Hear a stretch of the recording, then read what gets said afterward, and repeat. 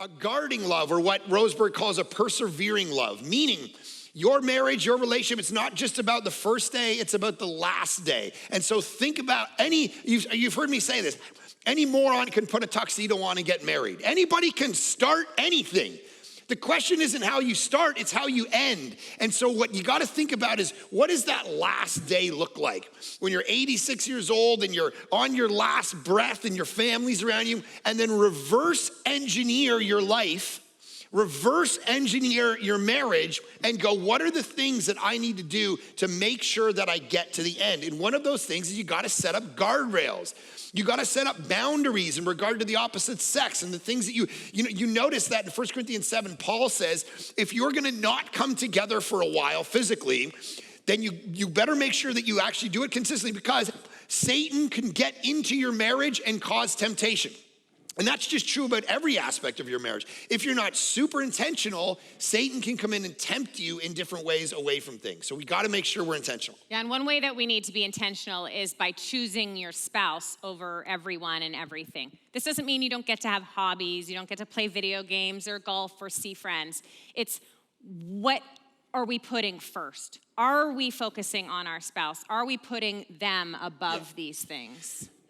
Second point in that is, make sure you have a mission in your marriage that's actually something big enough that you're actually spending a lot of time, energy, money.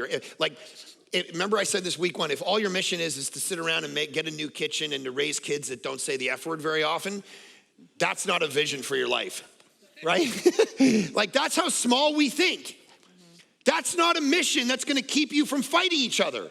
You gotta go, what do we wanna do for the sake of the kingdom of God in the world with our marriage, with our money, with our home, with our boat, with our job, that's a mission. I remember a couple weeks ago, a guy asked me, when you decided to plant a church in Vancouver in 2010, was Erin on board? And I'm like, on board? She ran the thing.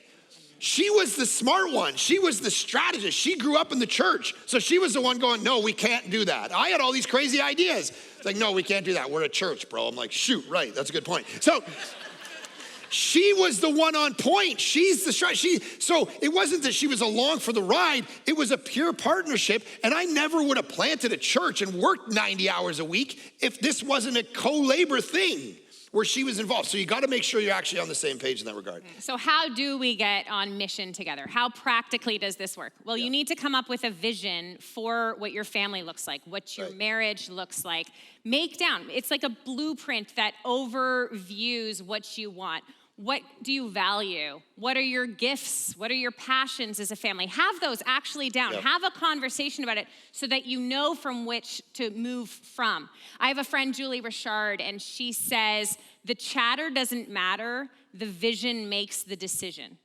And I say that almost every day, and I say it every time I speak, because once you have a vision, the chatter from around you, what the world is asking of your marriage, what your friends think you should do in your marriage, you can then cite back. You can go back and be like, does this still align with what God has called of us? Yep, okay, we're moving forward. The very fact that we are on this stage right now, that we have been commissioned to be a part of Bayside, is because the chatter didn't matter. We had a vision for our family. God called our family to certain things. And when our friends, when our church didn't want us to leave, we had no reason to leave.